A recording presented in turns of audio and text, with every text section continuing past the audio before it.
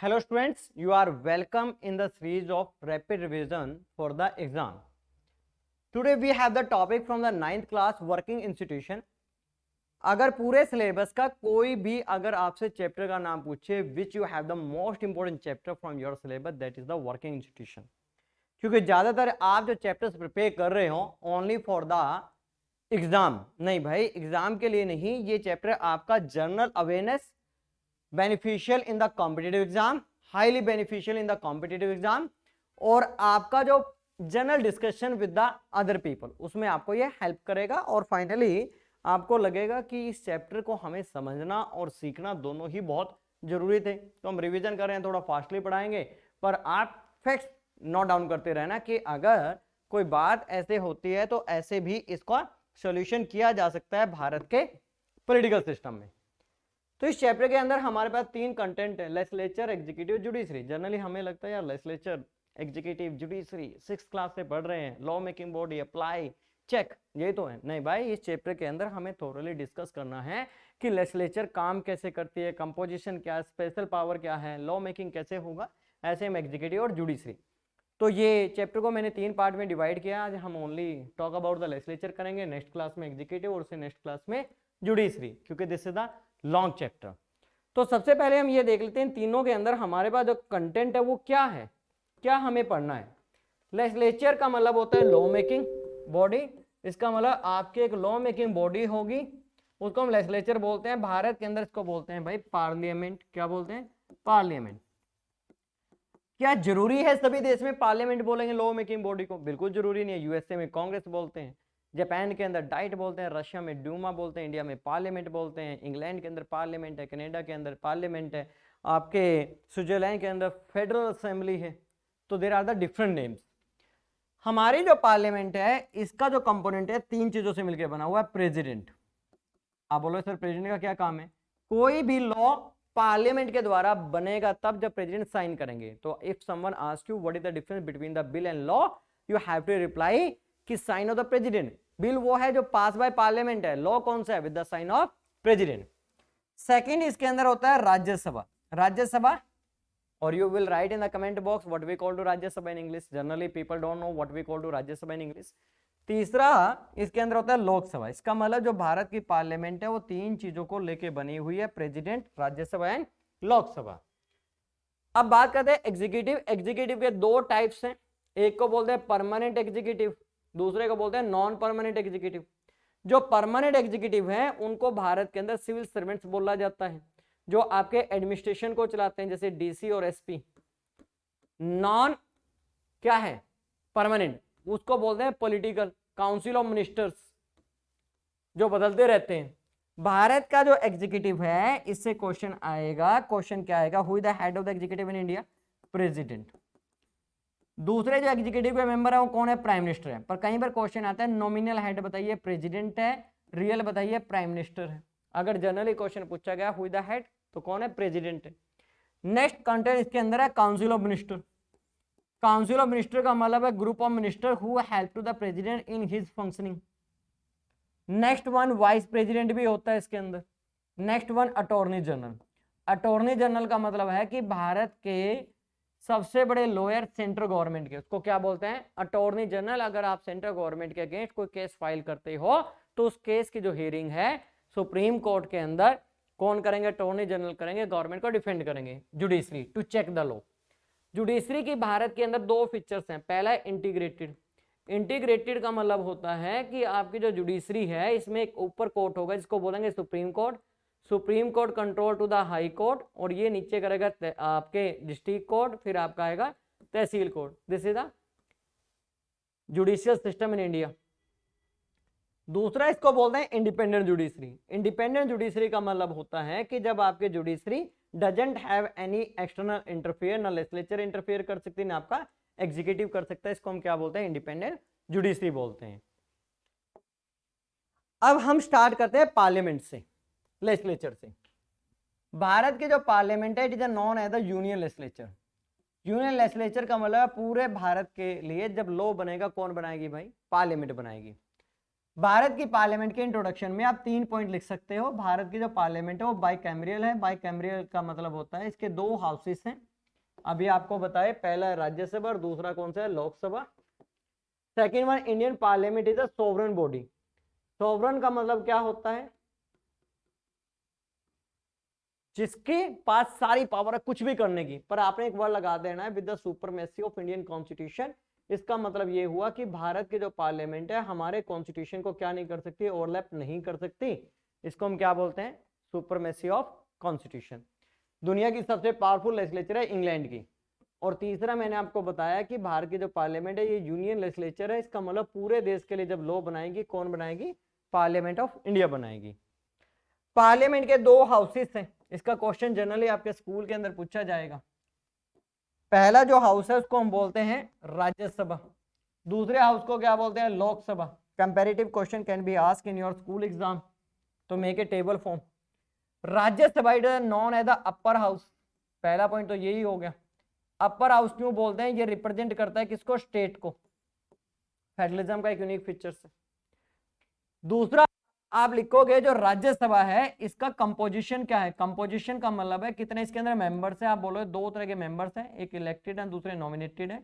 Elected member 233 हैं, nominated member 12 हैं। They are the point nominated by the president of India. ऐसे लोग जिन्होंने भारत के लिए साइंस के अंदर, सोशल साइंस के अंदर, आर्ट के अंदर अच्छा काम किया हुआ है। इसका क्या होगा, इलेक्शन होगा। इसको इलेक्टेड कौन करेगा, आप लिखोगे इलेक्टेड बाय एमएलए से।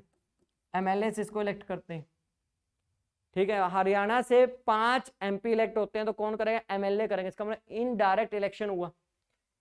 नेक्स्ट वन ये बोलता है कि इसका टर्म क्या है। Rajya Sabha is the permanent house. ये सबसे कंफ्यूजिंग क्वेश्चन आता है। क्वेश्चन क्या आता है, what is the term of member of Rajya Sabha. This is the 6 year. Sometime examiner ask what is the term of Rajya Sabha, लिख दिया परमानेंट है, कभी डिजोल्व होता ही नहीं है।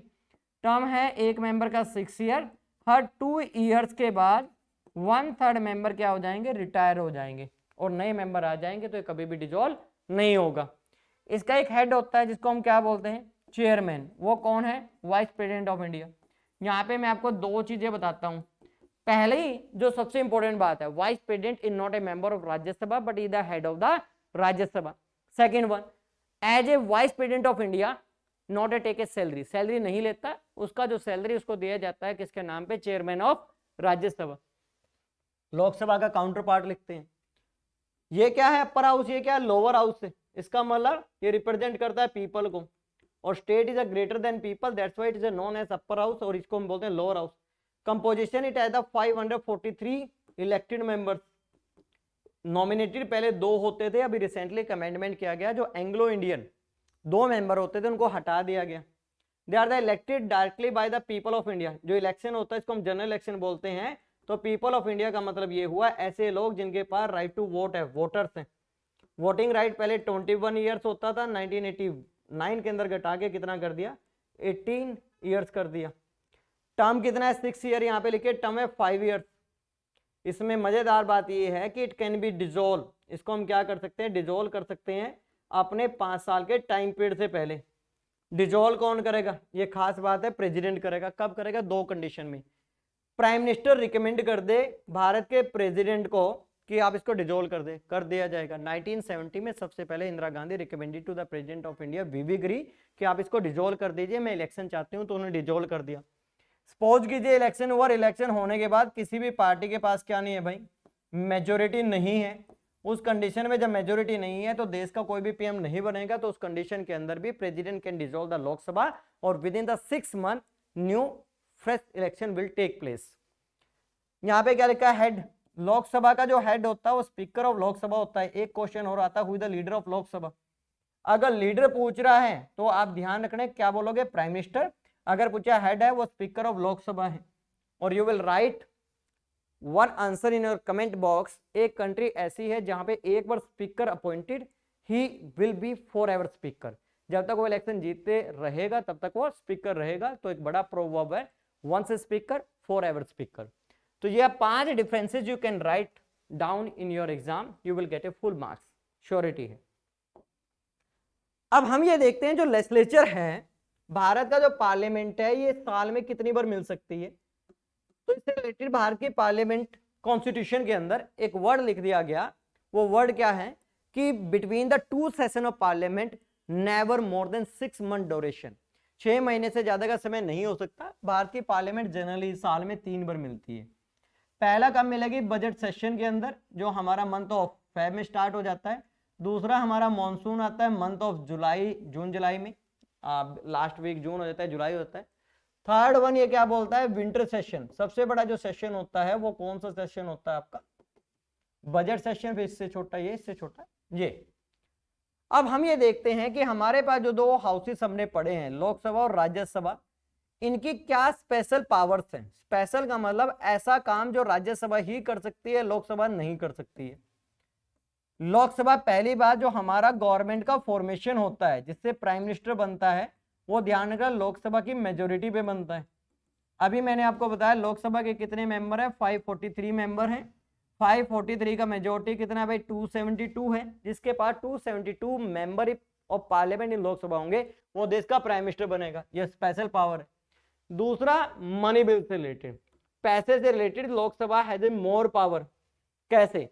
कोई भी बिल मनी से रिलेटेड है, लोकसभा में जाएगा, फिर कहां पे जाएगा पास होने का? राज्यसभा। 14 डेज में राज्यसभा को पास करना पड़ेगा। अगर नहीं पास कर पाई तो ऑटोमेटिकली पास माना जाएगा। फिर किसके पास जाएगा? प्रेसिडेंट के पास, और president has to sign within 30 days. President को 30 दिन के अंदर उस बिल के ऊपर साइन करने ही पड़ेंगे। यह भारत के कॉन्स्टिट्यूशन का एक प्रोविजन है। एक और बात बताता हूं, भारत का जो कॉन्स्टिट्यूशन में ये लिखा हुआ है कि president is bounded to sign within time limit only about the money bill. इसके अलावा वो कितना भी समय ले सकता है। थर्ड, इसके पास जो पावर है वो नो कॉन्फिडेंस मोशन की है। नो कॉन्फिडेंस मोशन का मतलब होता है कि जो आपकी रूलिंग पार्टी है उसके पास मेजोरिटी नहीं है। ये भारत के कॉन्स्टिट्यूशन में कई वर्ड लिखा ही नहीं है, पर parliamentary form of the government का यूनिक फीचर्स है कि आपके देश का पीएम वही बनेगा जिसके पास क्या है? मेजोरिटी है। मेजोरिटी। अब देखिए, नो कॉन्फिडेंस मोशन क्या बताता है कि आपकी जो रूलिंग पार्टी है उसके पास मेजोरिटी नहीं है। वो कैसे? लोकसभा में बिल लेके आएगी अपोजिशन, क्या प्रूव करने के लिए? Ruling party doesn't have the majority. इसको सबसे पहले 1963 में जेल नेहरू जी भारत के प्राइम मिनिस्टर थे, पास नहीं हुआ था। सबसे पहले 1990 के अंदर भारत के प्राइम मिनिस्टर थे वीपी सिंह, उनको हटाया गया था इस प्रोसीजर से। No confidence motion. 3 पॉइंट यहां हो गए आपके। राज्यसभा। राज्यसभा भारत के अंदर कोई भी स्टार्ट कर सकती है न्यू सिविल सर्विसेज, जैसे आईएएस, आईपीएस, आईएफएस होता है ना, ऐसे कोई न्यू सिविल सर्विसेज स्टार्ट करनी है, राज्यसभा के पास पावर है। Change in the list system. Change in list system, जो आपका लिस्ट सिस्टम है कि किस सब्जेक्ट के ऊपर यूनियन गवर्नमेंट लॉ बना सकती है, किसके ऊपर स्टेट गवर्नमेंट लॉ बना सकती है, अगर उनके सब्जेक्ट में कोई चेंज करना है, कौन करेगा? राज्यसभा। तीसरा, इंपीचमेंट ऑन वाइस प्रेसिडेंट। ये इंपॉर्टेंट पॉइंट है। अगर आपके वाइस प्रेसिडेंट को हटाना है तो पहले बिल राज्यसभा में आएगा, राज्यसभा से पास होने के बाद लोकसभा में जाएगा, जैसे वहां पे मनी बिल है। अंडरस्टूड? तो this is the special power of Lok Sabha and Rajya Sabha. अब हमारे पास मेन इंपॉर्टेंट क्वेश्चन जो है वो ये है कि explain the function of Indian parliament. Parliament क्या है भाई? सुप्रीम लेजिस्लेचर ऑफ इंडिया है, ये हमें समझ में आता है। और लेजिस्लेचर का काम होता है लॉ मेकिंग। क्या ये लॉ मेकिंग ही करती है? नहीं साहब, ये बहुत सारे ऐसे काम करती है जो हमें पता होना चाहिए। पहला इसका जो काम है सबसे इंपॉर्टेंट, वो लॉ मेकिंग ही है। पर ये लॉ मेकिंग किसके ऊपर करती है ये भी पता होना चाहिए। ये लॉ मेकिंग 3 लिस्ट पे करती है। यूनियन लिस्ट, जो अभी बता रहा था कि यूनियन लिस्ट में कुछ सब्जेक्ट है उनके ऊपर लॉ करेगी, बनाएगी। दूसरा आ सकता है आपका कॉन्करेंट लिस्ट। कॉन्करेंट का मतलब होता है जिसके ऊपर सेंट्रल स्टेट दोनों मिलकर करेंगे। एक होता है रेजिड्यूरी। रेजिड्यूरी का मतलब है ना जो यूनियन में, ना स्टेट में, ना कॉन्करेंट में है, वो रेजिड्यूरी में जाएगा, उसके ऊपर लॉ बना सकती है। जब ये लॉ बनाएगी 3 काम कर सकती है। पहला, किसी भी लॉ को खत्म कर सकती है, अबोलिश, कोई नया लॉ बना सकती है, किसी भी लॉ के अंदर थोड़ा बहुत अगर चेंज करना है तो उसको मॉडिफाई कर सकती है। सेकंड, इसका जो इंपॉर्टेंट काम है, कंट्रोल ऑन मनी। तो मनी से रिलेटेड जो भी भारत की पार्लियामेंट है वो मनी सैंक्शन करती है एग्जीक्यूटिव को। तो इसका मतलब एग्जीक्यूटिव अपनी मनमानी नहीं कर सकता।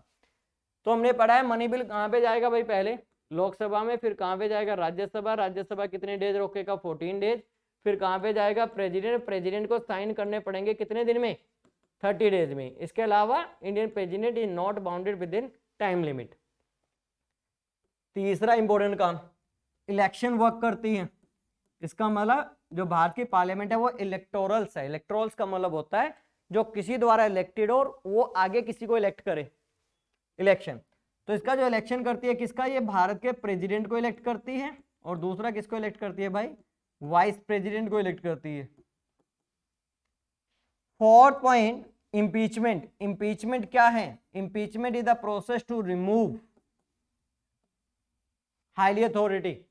दो वर्ड यूज होते हैं, इंपीचमेंट एक होता है रिमूवल, रिमूवल होता है किसको छोड़ के, प्रेसिडेंट और वाइस प्रेसिडेंट। तो इसका मतलब ये हुआ तीन तरह के लोगों को भारत की पार्लियामेंट पावर से बाहर हटा सकती है। किसको, सबसे पहले आप देखिए भारत के प्रेसिडेंट को और वाइस प्रेसिडेंट को। सेकंड हमारे देश के जो जजेस हैं, कौन से, दो वाले, एक सुप्रीम कोर्ट वाले और दूसरे हाई कोर्ट वाले। तीसरे other highly authorities. Other highly authority में कौन आता है, जैसे चीफ इलेक्शन कमिश्नर आ गया, चीफ इंफॉर्मेशन कमिश्नर आ गया, इसके अलावा आपका चेयरमैन ऑफ यूपीएससी आ गया, यूजीसी आ गया, एनटीए आ गया। इन सबको हटाने की पावर भारत के पार्लियामेंट के पास है। पांचवा पॉइंट लिख सकते हो, amendment in the Indian constitution. Amendment का मतलब होता है change in constitution by the supreme authority. Supreme authority का मतलब पार्लियामेंट। तो भारत के कॉन्स्टिट्यूशन को चेंज कौन करती है, पार्लियामेंट। इसलिए Indian constitution is the known as the living document. Article 368 के अंदर ये सब कुछ बताया गया है कि भारत के कॉन्स्टिट्यूशन को चेंज करने की पावर किसके पास है, पार्लियामेंट। इसके अलावा और भी कोई बहुत सारे काम है, जैसे कोई नया स्टेट बनाना है, कौन बनाएगी, पार्लियामेंट। किसी स्टेट की बाउंड्री, नेम, ऑल्टर करना है, कौन करे, पार्लियामेंट। इमरजेंसी, इमरजेंसी का मतलब है स्टेट गवर्नमेंट को सस्पेंड करके सारी पावर सेंट्रल गवर्नमेंट के पास जाना, ये भी कौन करती है, पार्लियामेंट करती है। पर आप 5 पॉइंट तो ये बेसिकली याद कर लीजिए कि भारत की पार्लियामेंट ये क्या काम करती है। अब जो हमने बेसिक पॉइंट्स को डिस्कस किया वो डिस्कस किसको किया, लॉ मेकिंग को। ये भी क्वेश्चन आता है कि भारत के अंदर लॉ मेकिंग प्रोसेस बताइए, और ये बड़ा आसान है समझने में, पर इसकी जो प्रोसेसिंग है वो बहुत लॉन्ग होती है। तो भारत के अंदर जो लॉ बनाती है, कौन बनाती है, पार्लियामेंट, पूरे देश के लिए। अब यहां पे सबसे पहले कोई भी लॉ बनने से पहले वो बिल होता है, और बिल का क्या होता है, ड्राफ्ट होता है, रफ वर्क होता है, और draft prepared by concern ministry.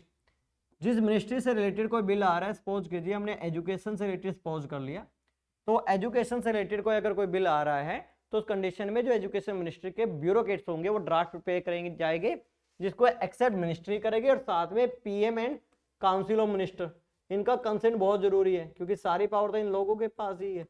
जैसा ये बोलेंगे इनको ऐसा करना पड़ेगा।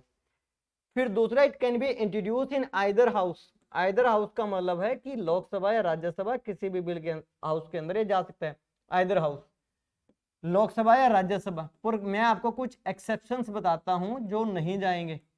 जैसे हम पहले ही पढ़ चुके हैं, मनी बिल कहां पे जाएगा, मनी बिल भाई, लोकसभा। दूसरा, नो कॉन्फिडेंस मोशन कहां पे जाएगा, लोकसभा।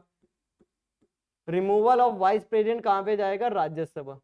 इसके अलावा कोई भी बिल है, कॉन्स्टिट्यूशनल है, इंपीचमेंट है, इमरजेंसी है, कोई भी बिल है, they can be introduce in the either house. तीसरा, हम सपोज कर लेते हैं इंट्रोड्यूस इन द लोकसभा। किसमें आ गया भाई, लोकसभा के अंदर आ गया। लोकसभा में जब बिल आएगा तो ध्यान रखना, इसकी दो कैटेगरी होंगी। पहला होता है गवर्नमेंट बिल। क्या होता है, गवर्नमेंट बिल। गवर्नमेंट बिल का मतलब the bill which is introduce by any member of council of minister, जो गवर्नमेंट के मेंबर होते हैं उनके द्वारा इंट्रोड्यूस किया गया हो। दूसरा कौन सा होता है, प्राइवेट बिल।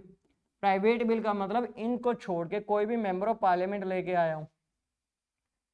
इसके अंदर क्या होगा, बिल इंट्रोड्यूस हो गया, एक एक कॉपी सभी मेंबर ऑफ हाउस को दे दी जाएगी, एक डेट फिक्स की जाएगी हेड के द्वारा, हेड का मतलब स्पीकर ऑफ लोकसभा के द्वारा, कि उस दिन हम डेट फिक्स कर देते हैं, उस दिन इसके ऊपर क्या करेंगे, डिस्कशन करेंगे। अगर डिस्कशन से क्या हो जाए, कंसेंशुअल एग्रीमेंट हो जाए, ठीक है, अच्छी बात है, ये बिल होना चाहिए, लॉ होना चाहिए। अगर ना हो तो फिर वोटिंग होगी। वोटिंग दो तरह से होती है, एक वॉइस वोट होता है जिसमें आपको बोल के बताया जाता है, हाथ खड़ा किया जाता है ऐसे और बोला जाता है आए, आएगा मतलब यस। और दूसरा क्या होता है, पेपर वोटिंग होती है। फिर फाइनली ये पता लग जाएगा बिल पास होगा नहीं होगा। हमने सपोज कर लिया कि बिल पास हो गया, पास होने के बाद किसके पास जाएगा, प्रेसिडेंट के पास जाएगा। प्रेसिडेंट के पास जब ये बिल जा रहा है तो प्रेसिडेंट के पास तीन ऑप्शन है। पहला ऑप्शन तो है कि वो इस बिल को असेंट दे सकता है, असेंट का मतलब साइन, साइन कर दिया तो क्या बन गया, लॉ बन गया, बात ही खत्म हो गई। दूसरा है क्या कर सकता है, इस बिल को रिटर्न कर सकता है, क्या कर सकता है, रिटर्न, रिटर्न का मतलब है वापस कर दिया। भाई आप इसको दोबारा से पढ़िए, समझिए, और मैं चाहता हूं कि थोड़ा सा समय लेकर इसको दोबारा से रिव्यू कीजिए। वो पार्लियामेंट के ऊपर डिपेंड करता है। जब ये रिटर्न करता है इसको बोलते हैं सस्पेंसिव वीटो। इसका मतलब जो इंडियन प्रेसिडेंट है वो इंटरेस्टेड नहीं है इसके ऊपर साइन करने के लिए। वीटो का मतलब होता है मना करना। तीसरा क्या हो सकता है, इसको अपहोल्ड कर सकता है। अपहोल्ड का मतलब क्या है कि इसको रिटर्न कर सकता है, सॉरी, अपहोल्ड का मतलब इसको रोक सकता है, क्योंकि नो टाइम लिमिट, वो मैं आपको बता चुका हूं, मनी बिल में ओनली 30 डेज।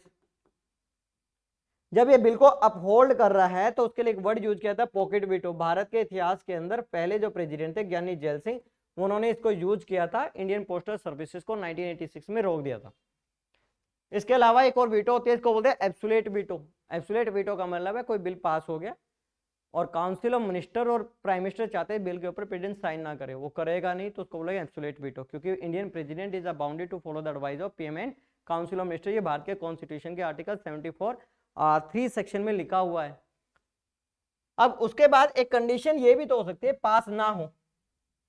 पहुंच कीजिए, बिल आया लोकसभा में, जैसे हमने किया, फिर कहां पे गया, राज्यसभा, और राज्यसभा जब में जाएगा वो भी लोकसभा वाला प्रोसीजर फॉलो करेगी, डिस्कशन वोटिंग।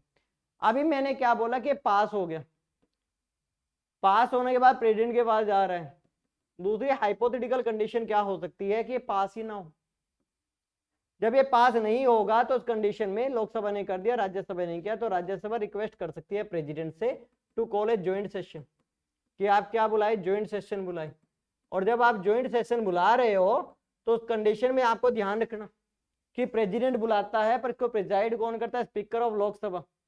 और स्पीकर ऑफ लोकसभा ना हो तो डिप्टी स्पीकर ऑफ लोकसभा होगा। अगर वो भी नहीं होगा तो आप कमेंट बॉक्स में लिखिए कि कौन होगा, ठीक है ना। थोड़ा बहुत रिसर्च कीजिए, रिसर्च बहुत जरूरी है। जितना आप ज्यादा रिसर्च करोगे उतना आपकी नॉलेज एनहेंस होगी, इंक्रीज होगी।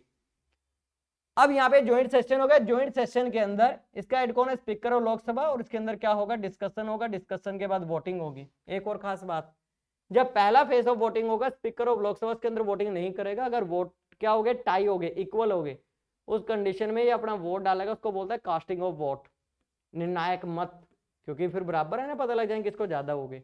बाहर के इतिहास में 3 बार हुआ है, 1961 में हुआ है, 1971 में हुआ है, और 2002 के अंदर हुआ है। और तीनों बार बिल पास हो गए क्योंकि लोकसभा ने पास कर दिए थे, राज्यसभा ने नहीं किए थे, और लोकसभा का स्ट्रेंथ ज्यादा है, राज्यसभा का कम है। तो आज की क्लास में इतना ही है। आगे आप क्लास में बने रहे, अगली फिर क्लास आएगी तो उसके अंदर हम एग्जीक्यूटिव की बात करेंगे। और ये मैंने बहुत छोटे और आसान तरीके से आपको बहुत सारी चीजें बताने की कोशिश की है। अगर आपको ये इंटरेस्टिंग लगा तो ये share with your friends, your relatives और योर जो भी आपके कॉन्टेक्ट के अंदर हैं। और मिलते हैं, तब तक के लिए थैंक यू।